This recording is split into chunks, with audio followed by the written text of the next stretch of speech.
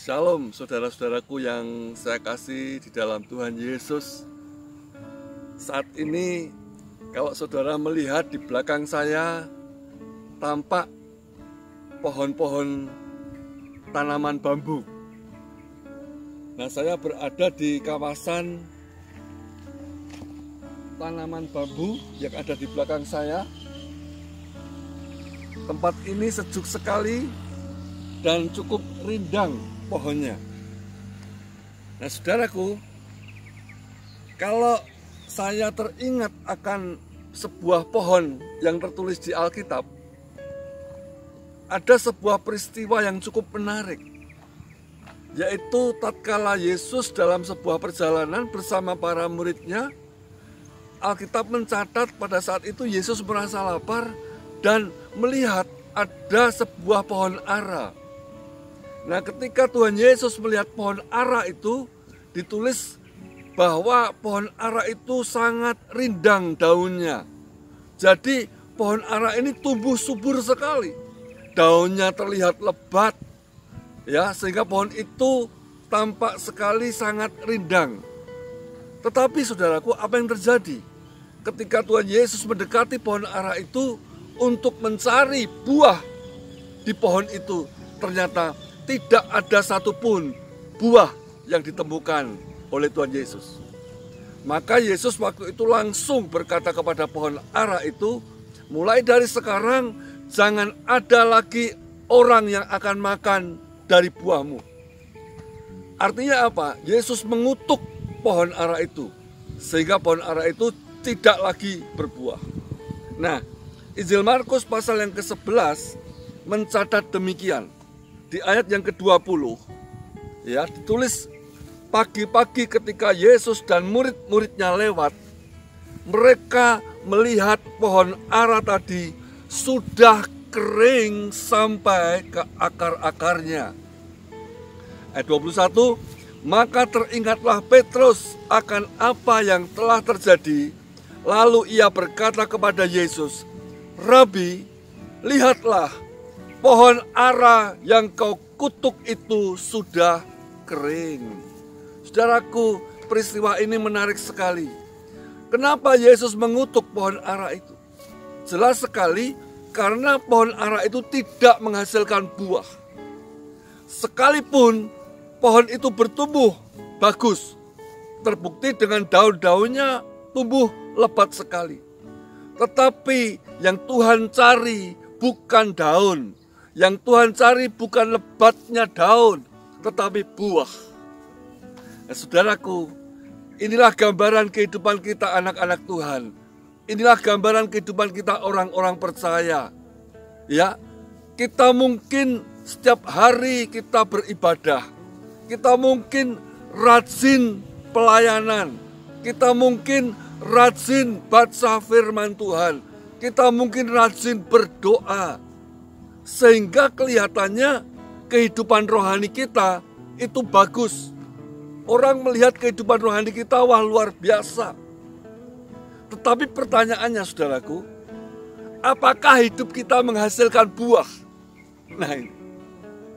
Jadi kehidupan rohani atau kekristenan kita tidak cukup sampai terlihat tampak sangat rohani. Tuhan mencari dari diri kita yaitu buah. Apakah hidup kita menghasilkan buah? Nah, jangan kita seperti pohon ara tadi, yang tampaknya bagus pertumbuhannya, yang tampaknya lebat sekali daunnya, tapi sama sekali tidak ada buah yang ditemukan Yesus.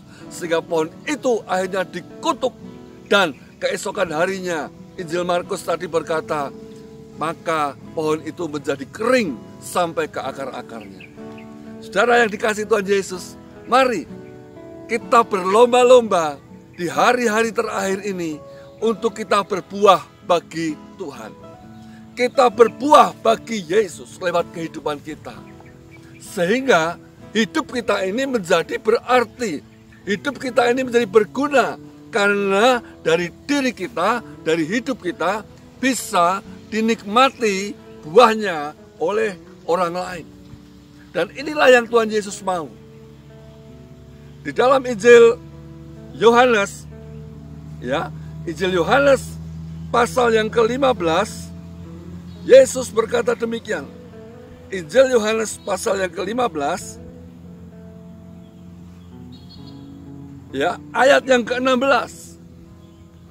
Yesus berkata, bukan kamu yang memilih aku, tetapi akulah yang memilih kamu.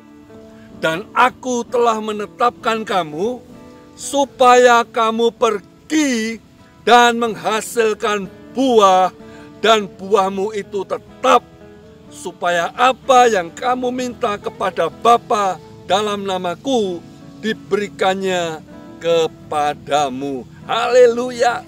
Inilah firman Tuhan bagi kita semua orang-orang percaya, bagi kita murid-murid Tuhan, yaitu Tuhan berkata di sini, aku menetapkan kamu, aku telah memilih kamu, supaya kamu pergi dan menghasilkan buah, dan buahmu itu buah yang tetap. Inilah saudara kerinduan hati Tuhan bagi kita semua. Ya, Tuhan mau supaya hidup kita menghasilkan buah yang bisa memuliakan namanya, buah yang bisa mengharumkan namanya, dan buah yang Tuhan rindukan bukan buah yang bersifat musiman. Kita tahu di negeri kita Indonesia ada begitu banyak buah tapi buah musiman, misalnya mangga, durian, rambutan, ya, dan beberapa macam lagi buah-buah itu. Sehingga kalau tidak musimnya, kita sulit mendapatkan buah itu di pasar. Nah, bukan jenis buah musiman seperti itu yang Tuhan mau dari hidup kita. Yesus mau supaya kita berbuah tetap. Artinya sepanjang waktu, di sepanjang musim apapun, kita tetap menghasilkan buah. Ya, buah kehidupan yang memuliakan namanya. Dan biarlah mari saudaraku, di hari-hari terakhir ini, mari sekali lagi kita berlomba-lomba untuk hidup berbuah lebat bagi Tuhan, untuk berbuah lebat bagi kemuliaan nama Tuhan Yesus. Dan biarlah hidup kita menjadi berkenan, menjadi indah, dan kita menjadi saluran berkat bagi siapapun, dimanapun kita berada. Terlebih di masa-masa yang sulit seperti sekarang ini, Yesus mau supaya hidup kita menghasilkan buah untuk keharuman namanya, bagi kebesaran dan kemuliaan namanya. Haleluya saudara, kiranya Tuhan Yesus memberkati kita semua, dan teruslah maju, teruslah semangat, dan teruslah hasilkan buah dalam hidup saudara untuk kemuliaan namanya. Mulai sekarang sampai selama-lamanya, sampai Maranatha, Yesus Kristus Tuhan datang untuk yang kedua kali. Haleluya, Shalom.